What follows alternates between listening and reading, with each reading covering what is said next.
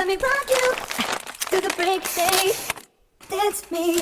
Talk to me, boy. No disrespect, I don't mean no harm. Talk to me.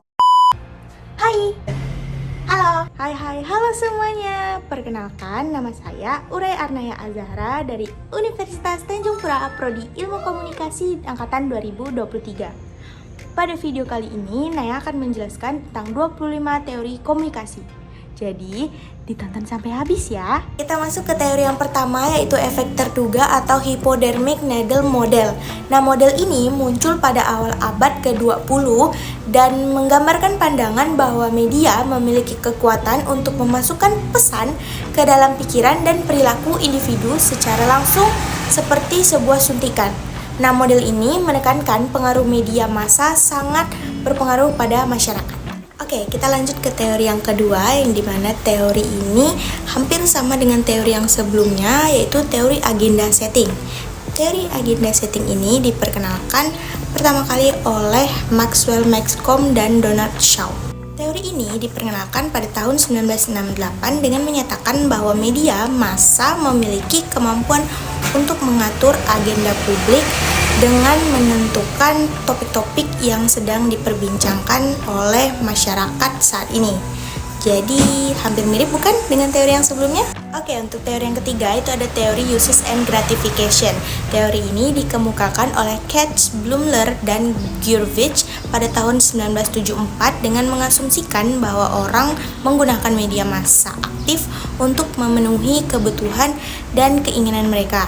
Nah, individu akan memilih media dan konten berdasarkan keperluan pribadi mereka, seperti hiburan, informasi, atau interaksi sosial. Lalu, untuk teori yang keempat, itu ada teori kultivasi atau cultivation theory yang dikembangkan oleh George Gardner dan rekan-rekannya.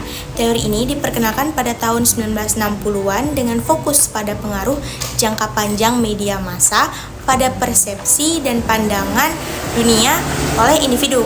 Nah, teori ini menyoroti bagaimana sih tontonan televisi dapat membentuk dan mempengaruhi pemahaman sosial dan realitas pada masyarakat. Teori yang kelima ada teori pemrosesan informasi atau information processing theory.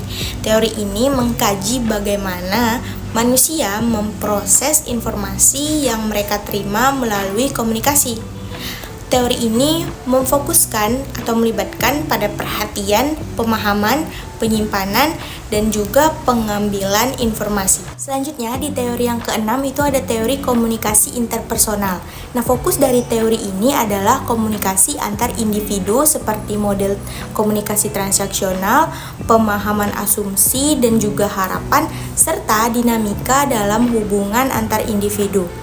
Nah, tentu saja komunikasi interpersonal ini sangat sering kita lakukan di kehidupan sehari-hari, bukan?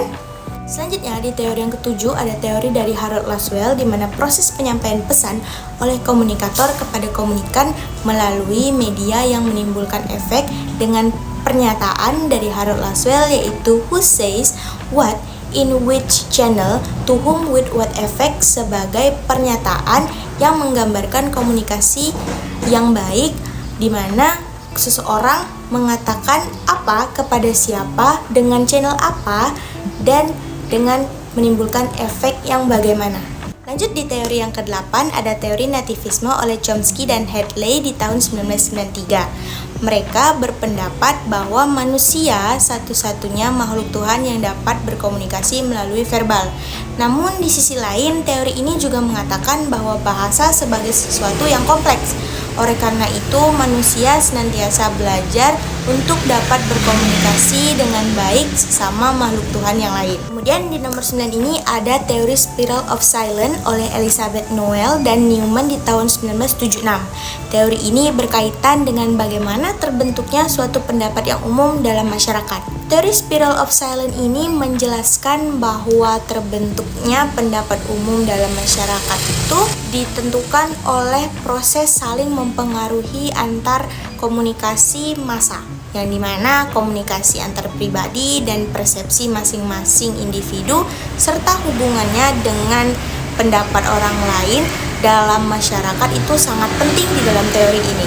Oke, di nomor 10 ini ada teori informatif yang dikembangkan oleh Shannon dan Weaver pada tahun 1949.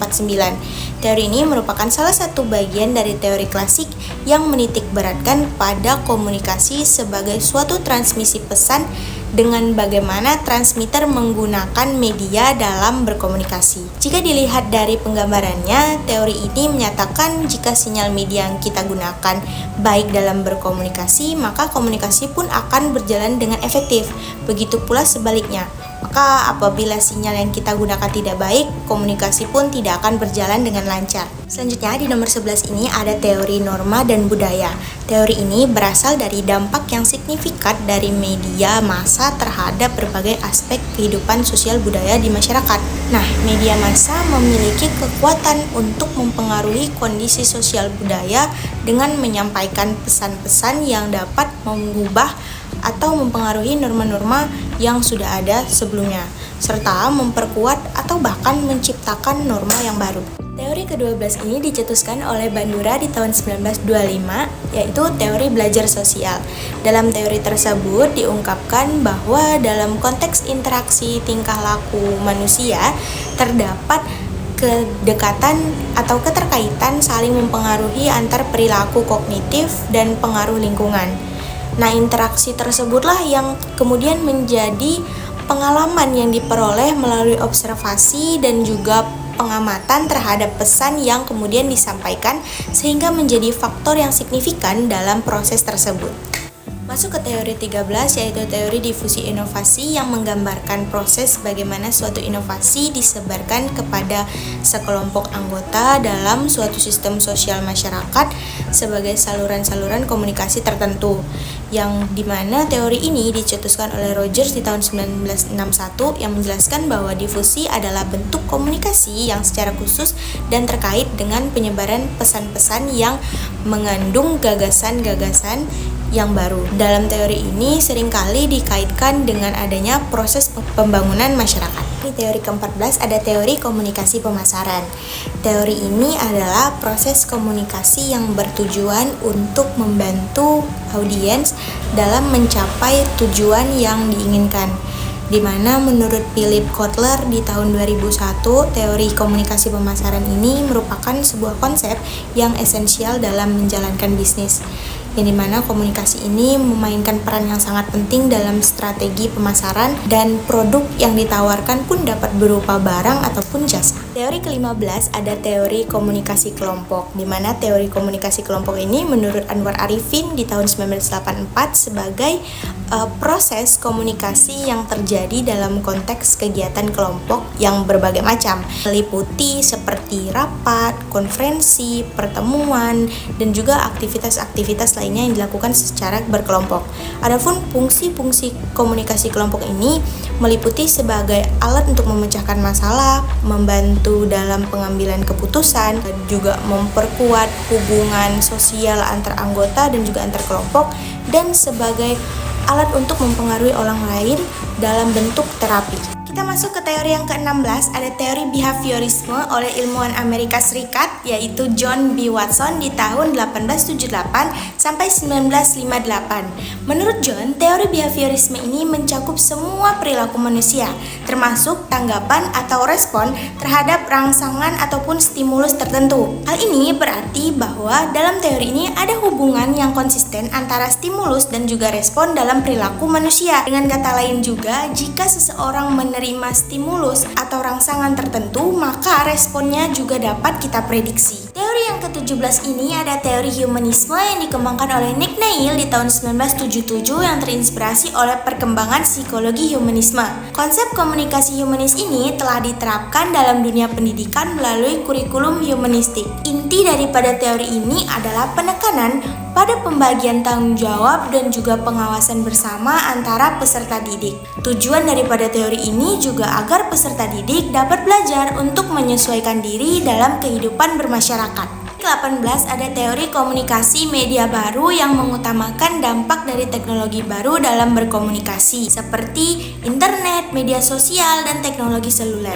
Teori ini mempelajari perubahan yang terjadi dalam cara konten media diproduksi, didistribusikan, dan juga dikonsumsi. Teori komunikasi kritis, teori ini berfokus pada kritik terhadap media massa dan masyarakat. Teori-teori ini meliputi penelitian tentang kekuasaan, ideologi, dan pembentukan sosial yang terjadi dalam konteks komunikasi. Di teori yang ke-20 ada teori resonansi emosional. Teori ini memperhatikan bagaimana pesan komunikasi yang memicu emosi individu dapat memiliki dampak yang lebih signifikan dan juga berkelanjutan dalam mempengaruhi sikap dan juga perilaku. Di teori yang ke-21 ada teori operant conditioning yang dikemukakan oleh Skinner di tahun 1904 sampai 1990. Dia menganggap bahwa penghargaan dan juga motivasi sebagai dua faktor yang penting dalam proses pembelajaran, seperti dengan adanya proses pemberian motivasi terhadap suatu perilaku yang kemudian akan mengakibatkan perilaku tersebut dapat terulang ataupun menghilang sesuai dengan keinginan. Masuk di teori ke-22 ada classical conditioning yang dikemukakan pertama kali oleh Ivan Petrovich Pavlov. Menurut teori ini, belajar merupakan suatu proses perubahan yang terjadi karena adanya syarat-syarat atau condition, yang kemudian syarat-syarat tersebut akan menimbulkan reaksi ataupun respon. Selanjutnya ada teori framing oleh Erving Goffman yang menyatakan bahwa bagaimana frame yang disajikan kepada audiens dapat mempengaruhi pilihan yang diambil oleh seseorang dalam memproses informasi. Lalu ada teori penerimaan aktif atau audience reception pada tahun 1973 yang dikembangkan oleh Stuart Hall. Fokus utama daripada teori ini adalah pada ide bahwa setiap media menyampaikan pesan yang ingin disampaikan oleh penciptanya melalui 3 cara, yaitu ada preferred reading, negotiated reading, dan oppositional reading. Terakhir, ada teori komunikasi global yang dimana teori ini berfokus pada studi komunikasi lintas budaya dan internasional. Hal ini melibatkan pemahaman mengenai bagaimana budaya dan juga komunikasi dapat berinteraksi dalam konteks global. Sekian itu dia penyampaian 25 teori komunikasi menurut para ahli oleh saya. Terima kasih sudah menonton sampai habis.